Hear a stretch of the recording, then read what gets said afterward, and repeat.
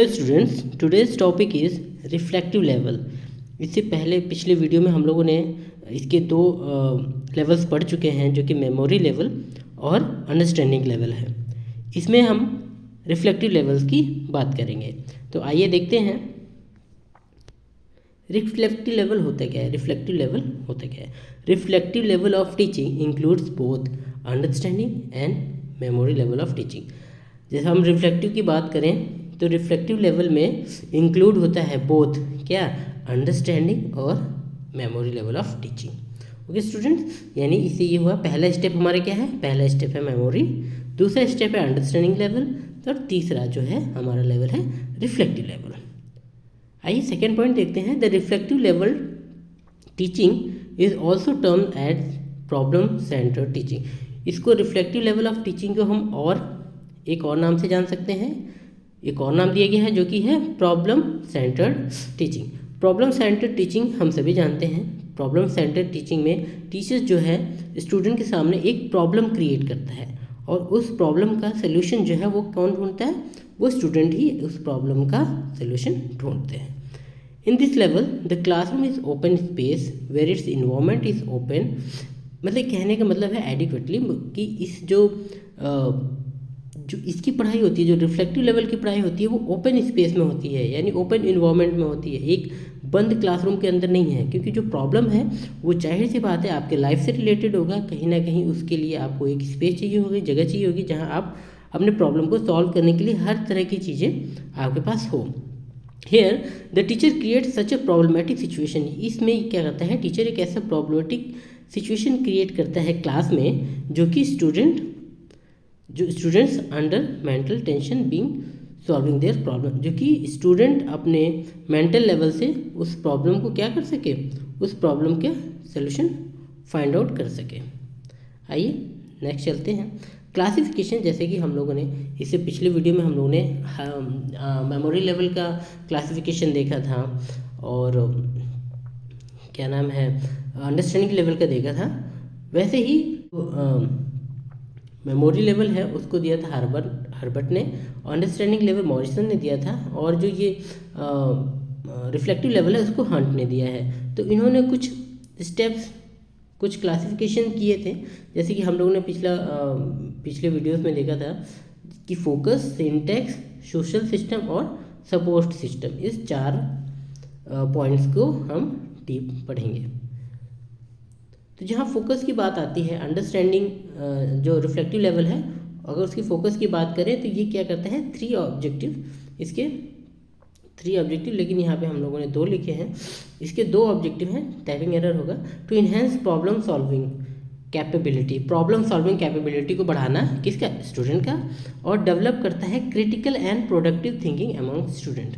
तो अगर इस तरह देखा जाए तो 3 भी हो गए, प्रॉब्लम सॉल्विंग, क्रिटिकल डेवलपमेंट और प्रोडक्टिव थिंकिंग। ओके, ये फोकस रहता है किस लेवल पे, हमारे रिफ्लेक्टिव लेवल पे। रिफ्लेक्टिव लेवल पे अब बच्चों का क्या होगा, साइकोमोटर डेवलपमेंट हो जाएगा, जो कि अभी हम डोमेन में भी पढ़ेंगे, टीचिंग डोमेन, जो 3 डोमेन बताई गई हैं उसके बारे में भी हम आगे अपने आने वाले वीडियोज़ में देखेंगे।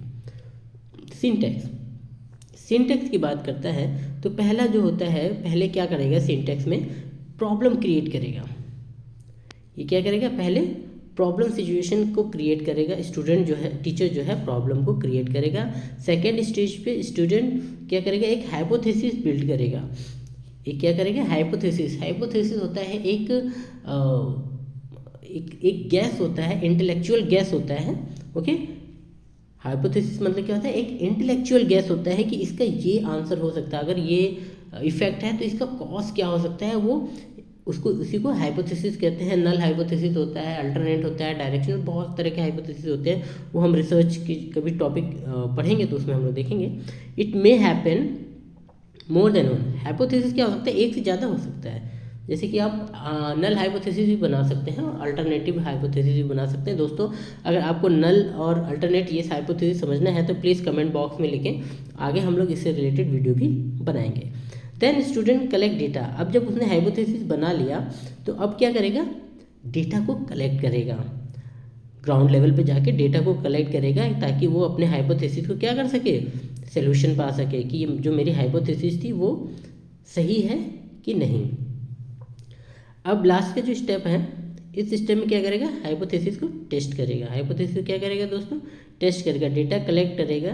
डेटा कलेक्ट करने के बाद हाइपोथेसिस को वो टेस्ट करेगा, उसमें टूल्स डेवलप करेगा, उसमें स्टैटिस्टिक्स लगाएगा, जैसे भी उसके डेटा का नेचर होगा उस हिसाब से वो टूल्स लगा के उसको टेस्ट करेगा। बाद में वो इस कंक्लूजन पे पहुंचेगा कि उसका आइडिया जो था वो सही था कि नहीं था। तो पहले स्टेज में क्या किया, प्रॉब्लम क्रिएट किया। दूसरे स्टेज में उसने क्या किया, हाइपोथेसिस बिल्ड किया। चौथे में उसने डेटा कलेक्ट किया, और तीसरे में और चौथे में उसने क्या किया, हाइपोथेसिस टेस्टिंग की। ओके स्टूडेंट्स, नाउ अगर आप रिसर्च के स्टूडेंट हैं तो आप समझ जाएंगे कि इसमें एक रिसर्च का ही जो स्टेप होता है, उसको इसने फॉलो किया है। पहले प्रॉब्लम को क्रिएट किया है, सेकेंड में उसने हाइपोथेसिस बिल्ड की है, और थर्ड में उसने क्या किया है, डेटा को कलेक्ट किया, और फोर्थ में उसने क्या किया है, हाइपोथेसिस टेस्टिंग की है। ओके दोस्तों, स्टूडेंट्स, डियर स्टूडेंट्स, आगे बढ़ते हैं।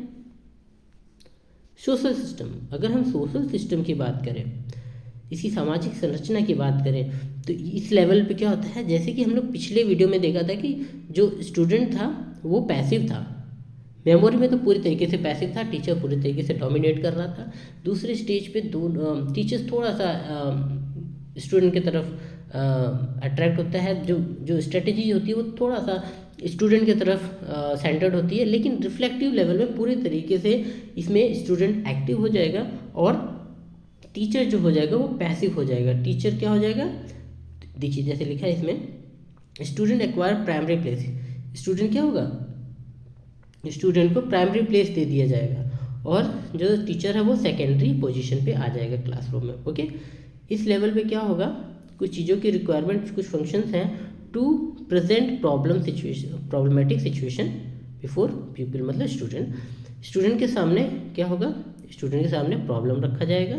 ठीक है, किस लिए, to enhance the quality of teaching learning process by the encouraging discussion and seminars among students in the classroom. Okay, discussion किया जाएगा, सेमिनार किया जाएगा, किस लिए, ताकि स्टूडेंट का जो लर्निंग प्रोसेस है वो क्या हो, इन्हेंस हो। तीसरा देखते हैं, to motivate student and guide them. अब टीचर का काम यहाँ क्या हो गया, गाइड का हो गया है। तो स्टूडेंट्स, आप भी जब आगे टीचर बनेंगे तो आपका भी काम अब एक ऐसा गाइड ज़्यादा है, बजाय कि जैसे हमारे ट्रेडिशनल टीचर्स होते थे जो पूरे तरीके से अपने एक ट्रेडिशनल वे में स्टूडेंट को डील करते थे, तो वैसा अब नहीं है। अब टीचर एक गाइड है, टीचर को केवल दूर रह के स्टूडेंट को इवेल्युएट करना है, और उनको कहाँ उनको गाइड की ज़रूरत है वो ऑब्जर्व करते रहना है। इस तरीके से ये हमारा जो है ये सोशल सिस्टम भी ख़त्म होता है। अब आते हैं सपोर्ट सिस्टम में। सपोर्ट सिस्टम में अगर बात करें तो इन दिस लेवल ऑफ टीचिंग, जो टीचिंग है उसका ऑब्जेक्टिव टाइप क्वेश्चन एग्जामिनेशन में हेल्प नहीं करेगा। इसमें क्या होगा, अब टीचर को ऑब्जेक्टिव टाइप नहीं होगा, जो हम लोग ऑब्जेक्टिव टाइप देते हैं वैसे नहीं होगा, क्योंकि रिफ्लेक्टिव लेवल अगर जानना है तो आप उसको ऑब्जेक्टिव फॉर्म में नहीं जान सकते हो। ओके, तो इसके लिए क्या होगा, स्टूडेंट को एक सब्जेक्टिव पेपर आपको कराना होगा, जो कि आप कैसे थ्रू द ऐसे टाइप क्वेश्चंस, उसको ऐसे टाइप क्वेश्चंस दे सकते हैं जिससे कि वो अपने बातों को खुल के एक सब्जेक्टिव फॉर्म में आपके सामने रखेगा, जिससे कि आप उसके रिफ्लेक्टिव लेवल्स को जान सकते हैं। The outlook and the views of the students should be evaluate. अब यहाँ पे क्या होगा, स्टूडेंट का आउटलुक और व्यूज़ इवेल्युएट किया जाएगा। ओके, ना कि उसका फैक्ट नहीं चेक करना है यहाँ पे बच्चों को ये नहीं देखना है कि उनके फैक्ट कैसे हैं, यहाँ पे देखना है उनका आउटलुक कैसा है, उनका व्यूज़ क्या है। कि उनको एक प्रॉब्लम दे दिया जाएगा, डेमोक्रेसी, अब डेमोक्रेसी पे बोल दिया जाएगा ऐसे लिखिए, उस पर देखा जाएगा कि बच्चों का जो है ऐसे जब वो लिखते हैं तो उनका आउटलुक क्या है, किसके लिए, डेमोक्रेसी के लिए। उस हिसाब से टीचर उनको इवेल्युएट करेगा।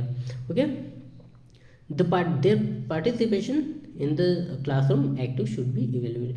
क्लास में कितने वो एक्टिव रहते हैं, कितने पार्टिसिपेशन लेते हैं, वो भी देखा जाएगा। The development of the creative and critical capability should be also evaluate. ये भी इवेल्युएट किया जाएगा, क्या, क्रिएटिविटी और क्रिटिकल कैपेबिलिटी भी। आगे बढ़ते हैं, कैरेक्टरिस्टिक्स। कैरेक्टरिस्टिक्स क्या है, आइए देख लेते हैं। ये आखिरी पॉइंट है, कैरेक्टरिस्टिक देखते हैं।